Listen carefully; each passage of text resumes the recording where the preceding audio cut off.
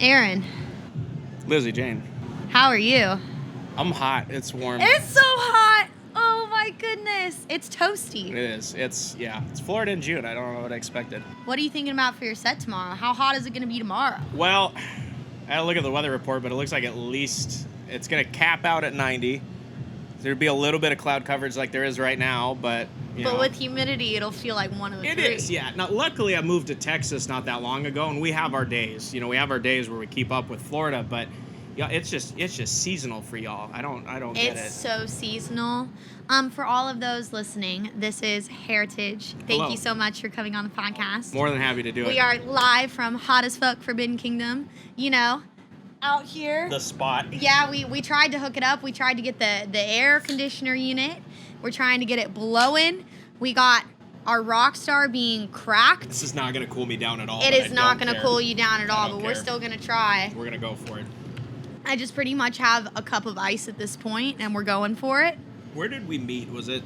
Oh, where did we meet? Was it that not the last no. Hysteria, but the one before? The one before. It was the one before. Yeah, with the bookshelves and yeah. everything. I remember I met you briefly. It was at that like house in the middle. Remember the house that everyone was staying in? At this weird wedding center thing, but it was like the perfect place for a venue because you could just crash at the venue in a room with a bed and air conditioning. I just remember Bentley being so fucked up that he was just roaming. Remember? Because it was you and Pixel Terror, and it was Dr. Ozzy. Yep. It was a killer lineup. Oh, it was great. It's fire. And then the Joker. Mm-hmm. And yeah, that was actually... That whole day...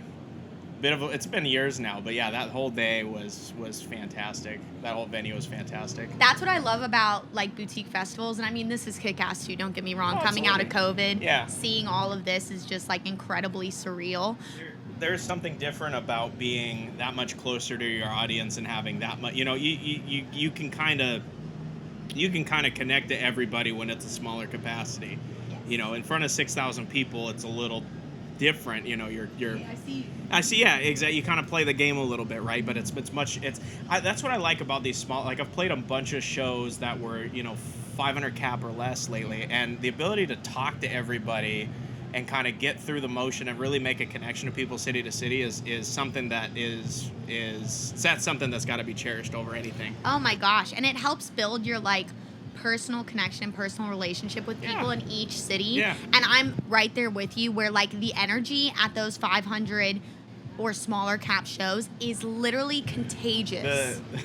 Most notably, my San Antonio crowd has done the most. I have never played for a wilder group of people than San Antonio. Well, you're from Texas. Where are you from in Texas? Well, so I actually grew up. So this is such a dumb timeline. I'm Canadian. I'm Canadian first and foremost. Green card. Oh, I can't stop it. Makes sense. Green card. Moved over to Oregon. Lived in Oregon like 20-something years. Grew up there with the fam. And then job was good, girlfriend was good, everything was fine. You know, still working on music, but it was very green to the whole industry. Yeah. And I became friends with Carbon first and foremost. He lived in the Dalles. It was hours away from me. And I used to make a 5-hour round trip because he would show up at the airport. He's just a kid. Like, he would Greyhound home, and that only ran 2 days a week. So it was like, dude, I got a car. Like, I'm working all the time. Take you home. So I'd drive him 2.5 hours to go to his house, which was in the middle of nowhere. Like, just like barely had a zip code. And then I'd come back home. And that ended up turning into meeting a whole bunch of people because, like, Boss happened and he took off. Mm-hmm. And just Discord chats with people. And Crisley ended up being one of the people I met. We were playing Rocket League and stuff and PUBG, and we all sucked. And he was like, dude, just move out to Texas. Like let's do the music thing. And I was like, everything's fine. You know, I don't need to worry about this. And then within about a month of each other, girlfriend fell apart, job fell apart. They were trying to get me. They were trying to get me to migrate a system that I'd never barely heard of. And they were like, yeah, you got to convert it to this new one. And I'm like, I'm the DJ. I don't know what the hell's going on here. So I quit. What did you do? It was I was managing a bank system, like a bank's phone system, and managing like 2 to 4 million calls a day in and out. Like it was all that kind of stuff. And you know, I was just the end user, right? I was monitoring the system. I didn't know the ins and outs of it. So when we got too deep, I was like, I'm out. You need somebody smarter than me. At the same time that happened, my girlfriend at the time had like a seasonal depressive thing going on, and it made more sense to stop. She was being a girl. Yeah. Yeah, I mean, it was serious at the same time. Yeah, it was absolutely. rough. So at that point, I was like, Chris, like, when's that room opening up, And 6 weeks within all that happening, I ditched everything and moved out here. Wow. Had a going away party for it and everything. Like they, my friends are the best back home. They built a dance floor and they put my bear logo. I had a bear logo at the time. They built a dance floor, painted it black, and then they put my logo in the dead center with like a bunch of neon splatter art, and then had black lights over it. And we had like a whole dance party at like a vineyard one night. That's amazing. It was so much fun. So that kind of signed us off to move out here. And so now I've been living in South Austin for like, I want to say 2.5 years now. I moved, the day I showed up, two nightclubs closed down, 2 EDM nightclubs closed down the night I moved there. And so our industry kind of cut, it felt like it cut in half that day. And so I was like, oh, that's a bad sign. But things have been magnificent since then. Texas is huge Texas for the scene. Texas is nuts. Yeah. They're about, and the farther you go from the city, the crazier some of those kids tend to get with this stuff, Really? It's like, it's great to be able to go in and get a big crowd, but like you go out into like some of the smaller like you've got I don't know if it's called the Tri-Cities, but you got Houston, Austin, and Dallas, and those, obviously the crowds are there because of population density, but you go a little bit south or north of that, and those are where the parties tend to happen. Wow, that's fucking so dope. Much fun. And you were saying like about the 500 cap, like smaller venues. You've been killing it. First off, literally, like I remember you with the bear logo. Yeah, like that's when I met you, and like at the time you were working with Mig, and like wonderful guy, and like he's gonna be here around today. I already saw him. Oh god, I have to see him. Yeah, I gotta see him later. But I remember the bear logo, and then I remember him just being like, "Yo, these guys, like his tracks, like are phenomenal." I'm like, okay, let me listen. Like I'll listen. I was just a consumer at the time. I was like, wow, that's like fucking fire. And then all of a sudden, it was like a year went by, and then movement happened, and DJ Snake was supporting it, and Diplo was supporting it, and every big person was supporting it, and then you were like in the top 10 for 101 track lists, and like close to top it. 20 top 20 for the dubstep and trap category, which is huge. And then made a good mood. Excision's been supporting your tracks for a long fucking time, and now you've done countless releases with the fam at Kannibalen, as well as Subsidia, and labels here and there in between, So how has it felt to just have this kind of like grassroots growth? It's been, without having a reference point, right? I feel like ecstatic whenever something new comes up, that we get a new opportunity. It's always like, oh my God, this is incredible that like we're in the position we're in to get considered for something like that. Like this will be the biggest show I've played so far. Are you on the stage? Not Village. That one. I think the Village. Yeah, which they're all massive. They're all great. The bass is immaculate on all three of them. So shout out for Forbidden Kingdom and everybody for pulling that off, because it all seems. Insomniacs usually pulls it together. They I heard they do a few of these around the U.S. So yeah, just but they it always feels like. I don't want to call it Christmas, but like it feels like Christmas whenever a new thing comes along that like we've been working for it the whole time. So it's like, yeah, we're getting the things that we've been working towards, but it still feels like a surprise when it's like, hey, this here's somebody interested in a collaboration, or just even like the best feeling in the world right now is like I walk through the crowd, run into some homies that are in GA, and somebody reaches out and it's like, oh, and it's a fist bump or it's a photo and whatever. That's the best feeling in the world. Absolutely. Yeah, I did. That's where like all of the work, and it is true. It's like sometimes, and I feel like both of our paths are similar in the sense where we've taken it very slowly in certain aspects, and it's nice because you never really move backwards because you're creating these house of bricks instead of straw that's just gonna blow over. That's a big thing. I think one of the smartest things you can do is structure yourself before you get, especially now. The industry strategy 10 years ago and the industry strategy today is clearly different. You have a whole team of people working towards things, and some of the biggest success stories over the last 5 years are evident of that. They don't build the same way that it was before. And it's not because anything's wrong, but because everything's fluid. If you look how quick the sound industry has evolved within EDM over the past few years, of course it's different. Yeah. But you've got to be prepared. And one of the hardest things to do is to build your success off of coming up way too fast, because that's a pain in the butt. You've got to be ready to go. You've got to be innovative. You've got to be on top of things.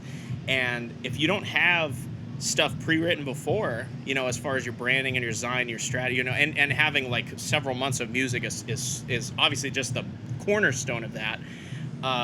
It's hard to keep going, you know. It's so hard. And yeah, I think building a dedicated fan base. I think Swarm's somebody who does that really well. You know, we're in Florida, so of course we're going to talk about him.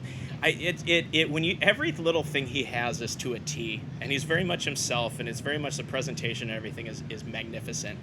On top of being one of the most genuine people you can run into. Brandon's amazing. It was very nice that you got to play collab out with him last week. I got to get up there and sing with him, which was super fucking stoked. Yeah, and Brandon is, not only is he a very genuine person, but he's the perfect epitome of having a vision and taking the time to do it how he wants to do it and proving that it can work. Oh, yeah. You know what I'm saying? Exactly. And then you see him now, and it's like, no, he didn't just get shot into the stratosphere, but like the people in Florida and the people close to him like yourself have watched him build this like almost cult following where like they would die for Brandon, you know?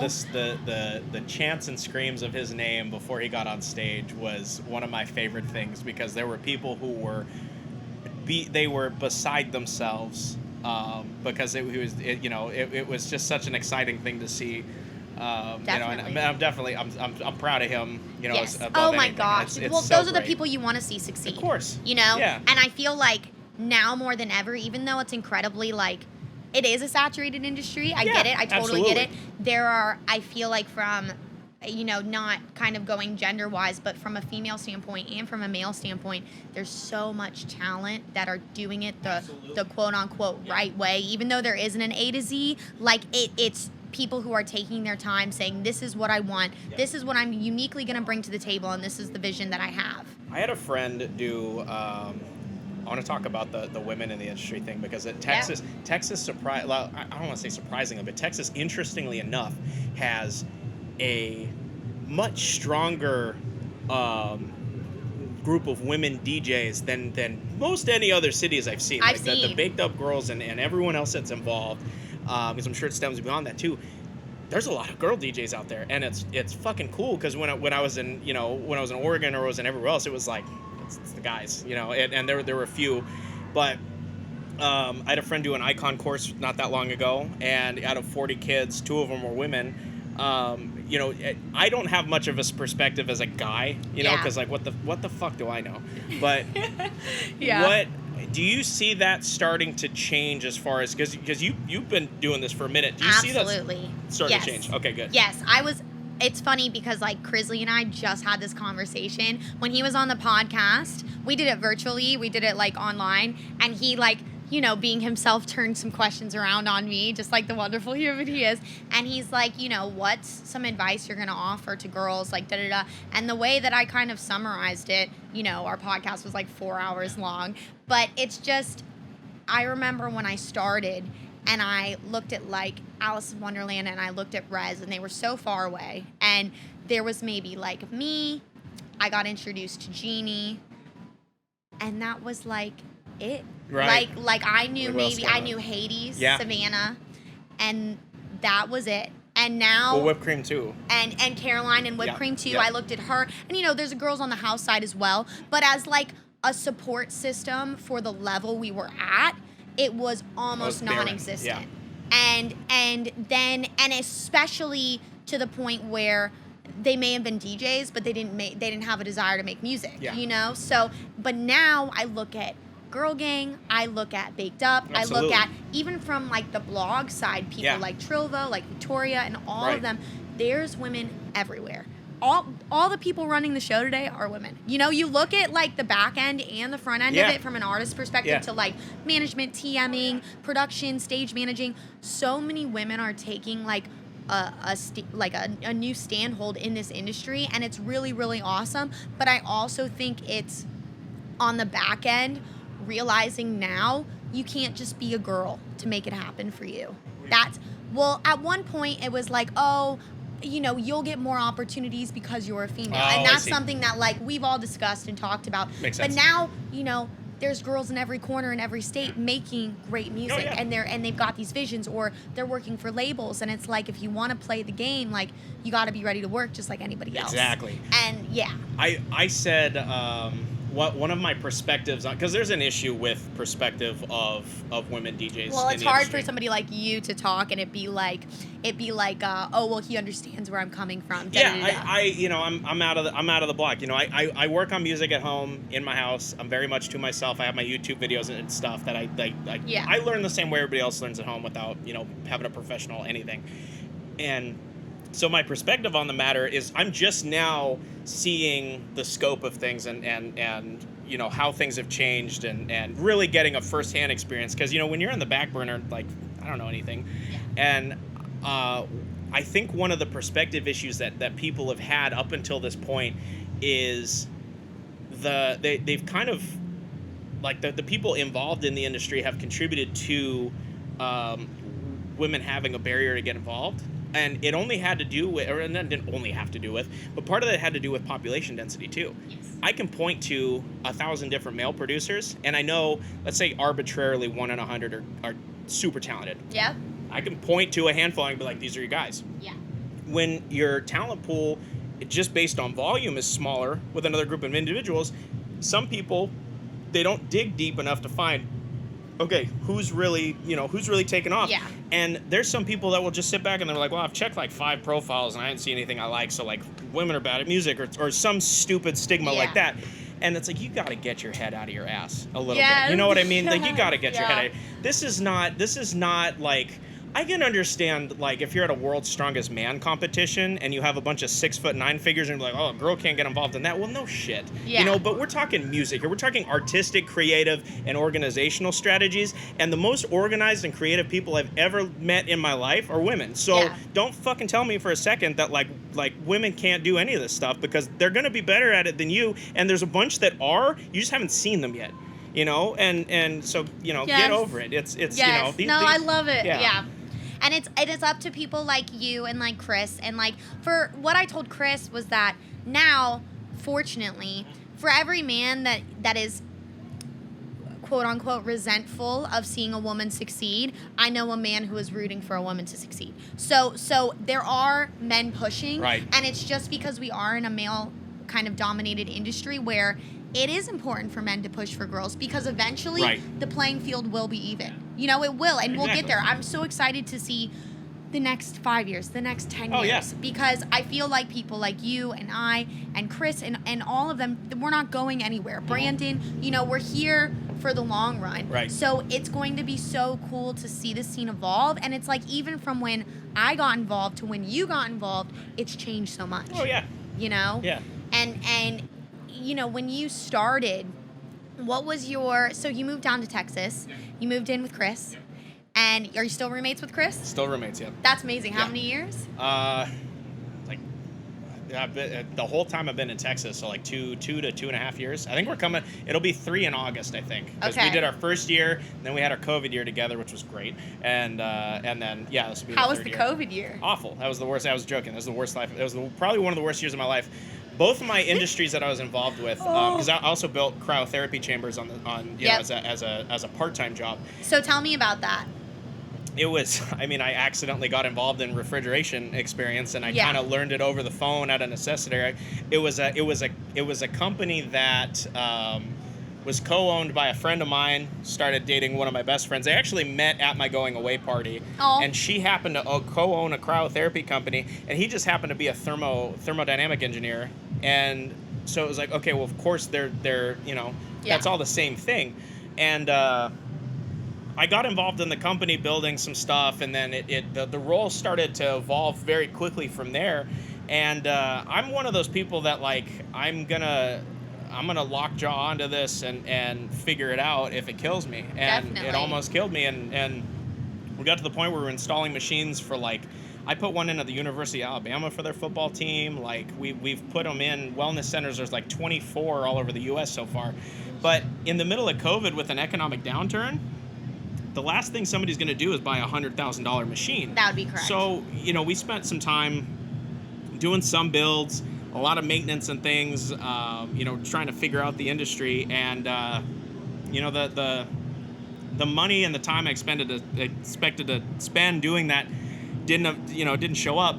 And now things are looking great because we're coming out of COVID. But now I'm also in the position where the music thing turned around because I stayed busy at that at the same time. And so now I've taken a backseat to that position and I'm just mainly focusing on music. And that's the goal, right? That's the goal. I mean, why not? And frankly, if it didn't turn into anything, big deal. I gave it the attempt. It wouldn't have worked out. Then I got a career in cryotherapy. I think one of the worst things you can do right now is put all your ducks in a row, but then fold and put your cards all into this one thing that may or may not work. Yeah. And that's not because you need to follow your passions, but you also need to pay attention to realistic taking care of yourself. Yeah, because I have some friends that went homeless because they were trying to make things work. And for some of them, they'll be able to pull themselves out and have an excellent career.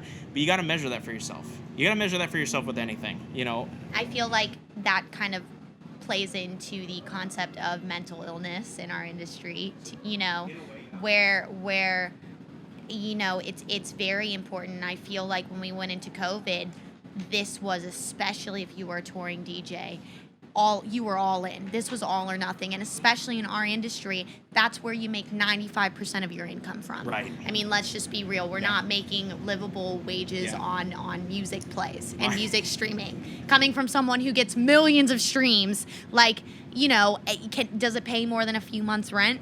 Yeah, I mean, no. It is very difficult to make a living off of streaming within the bass music that I make, and I'm very fortunate to have the stats that I do. Most of that's TikTok right now. I got really, like, randomly 40 cal took off on TikTok's wild, bro. TikTok's nuts. If I didn't have that performance, I would be making like a quarter of what I would, and even then I don't even think it's enough to pay the bills by itself. So absolutely. But there's a strategy there too. I mean, if you could be an artist that never tours, and I know people who get, you know, 30, 40, 50, 60 million streams a year, and they don't play shows. They just get BMI checks, and their stuff ends up in movies and advertisement and stuff like that, and you know, their paychecks are going to outlive mine forever. So there's really a bunch of different ways to do it. But when you're dealing with the underground bass category, I mean, just looking at the experience with algorithms and stuff, you're not going to get... I got very lucky to get 1 million streams on a dubstep track. You know, it's not going to happen a lot. And if you do want it to happen, you might have to put a bunch of money in. And that's the other back end. That's the other back end. The promotional back end and the marketing back end. Just for people to be able to see your stuff on their feeds and their pages and all of that. And it's like, not only is it the time investment, but it's the financial investment. Right. And then where are you making that money back to even break even? Because you watch people and it's like, they'll play so many shows and they'll do tours and stuff, and then all that money goes right back into the project. Right. And it go, you know, and then it's like, where is the money that you're taking home? Yeah. I think that's a struggle that a lot of... There isn't as much... business knowledge that comes in with being a producer. Like I took business. I got an associate's in business science before I realized that college was not my shit. Yeah. And one of the things I learned was that, you know, I'd say 3 out of 4 times a business is not profitable. First of all, 3 out of 4 times a business fails, and then most of the time a business isn't profitable until years after it starts up. So you're in the red, working off of loans, working off of whatever, and as a music producer, you know, you can put loans in and start working on advertising, or you can try and build it up on the side. But that's a dangerous game to play, is just to dump all your money in and yeah, I don't have a whole lot of good advice there. I know obviously I can say quality of product is going to stand out over anything. If you innovate in this industry, it will give you an opportunity in order to take that somewhere. Yeah. But you know, there is a lot of challenges financially with being able to make this stuff happen. And it's a lot of in the red before you get back to ground zero.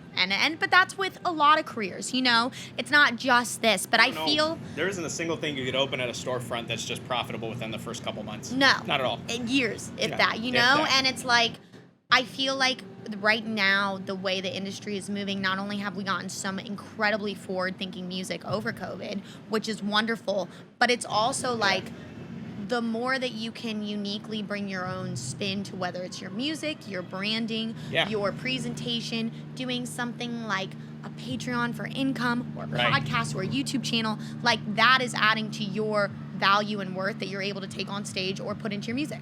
Patreon's been a really interesting one because a lot of artists have gotten to the point where they can promote certain content that only exists on Patreon Yep. and get subscribers that way. I say it's the sophisticated OnlyFans. OnlyFans had no fucking idea what was about to happen, and I They still had see no ads. idea! I still see these ads. They're like these people DJing, these people promoting their own like handmade content and stuff. I'm like, that's not what this is for. Floyd Mayweather had an OnlyFans hat on. Yeah. At his fight against whoever. Fight. Yeah. Fight. Did you watch that shit? Yeah, of course. I mean, Oh my it was God. it was like what they said. It was a perfect legalized robbery. It was a perfect business move. It was a perfect business move. We God. bought a fight to see a giant ass YouTuber fight a guy who literally has only fallen down in the ring was a referee error. When he got done, he looked like he went for a light jog to the Forbidden Stage. He didn't try to knock that guy out. No, absolutely. Why would he? What did he get? 31 mil, and then the other kid got 21 mil, Something like and that wasn't even winning. That was just to do the fight. That was just to do it because there was only winning if you got a TKO. It wasn't a legitimate which fight. They didn't promote to do on an exhibition anyway, so it's like, what are you watching? Yeah, and what the pay-per-view was like 150, 120. What was it? Something like that. Yeah, it was something like that. I didn't even check. I found a stream. Yeah, I think that's where a lot of people were at. Don't sue me. No, don't sue me. I was waiting for him to knock him out, and I was like, it's not gonna happen. First of all, he's too big. Yeah. Not that I'm first of all, look, I'm not a fucking fighter. All right, like I don't know anything about that stuff, but I do know when you are 30 pounds and several inches above your opponent, it is really hard to get knocked out by that guy. He's not getting in. He's not getting deep. There were a bunch of fantastic counters, but I don't even think it was on the guy's agenda anyway. He was hanging back, taking just brief jabs, and like hanging out, and then like the hit rate was like Logan Paul took like. I think it was like 300% more hits, and then hit like half less than actual. Like, oh, you beat Mayweather, and he didn't. He beat the little meme of him like on his phone tweeting because they're all YouTube stars and they're Twitter stars and like all that shit. I props to him for getting the opportunity, and props for him for being realistic. There has to be some commend to him for doing that. You just got $20 million to power around with Mayweather. Like that's pretty fucking cool. Yeah. But it was an exhibition match. It was a business opportunity, and that's really all you can look at it with it. It absolutely was. But so back to you before we go. Let's talk about me. Let's talk about you. So what is there to look forward to for the Hairitage project in the next coming months? You always have something new coming. Always have something new coming. I can't announce certain things before they happen. That's fine. But I do have that Sirius XM thing coming up tomorrow with Shaq. Yes. There's goodies in that project, and there will be plenty of more announcements coming there. Additional show lineups and things like that will be coming out over the next, I think all the way through the rest of the year. At least. Your team's great now. Aren't they great? My team's been great the whole time. Everybody since, when did I get involved? 2015 onward. Their dedication has been to the success of the brand. In any case, Mig is a wizard at finding the people that are next up, and I didn't learn that from me. I learned that from his project right now, Silent Child. That kid's nuts. He has an eye for it. He's got an eye for it. Yeah, and now the team that we have is. A bunch of people who are doing a ton of amazing things. They're incredibly well organized and they're innovative and they have all the fine details laid out in order to make the project function the way it's supposed to. And all I got to do at this point is I got to sign a few forms and keep coming up with my new ideas and marketing from there. And that's about it. That's how the wheel is supposed to go around. Yeah. But yeah, as far as announcements go, we're going to see a bunch of things coming out over the rest of the year and into next year. Some of those, obviously, we can't really bring up until I see a poster for them, but you know how it goes. Yeah, I feel you. Well, I greatly appreciate you coming on today. So much. Thank you so much, this Aaron. was a lot of fun. If you're at Forbidden Kingdom, go check his set tomorrow on the Village stage, 4 p.m. 5 p.m. It moves. Check every half hour. It keeps moving. It keeps moving. No, that's good. Thank you so much. Thank you so much. All I appreciate right. it. Peace. Thank you guys so much for tuning in to another episode of the XO podcast.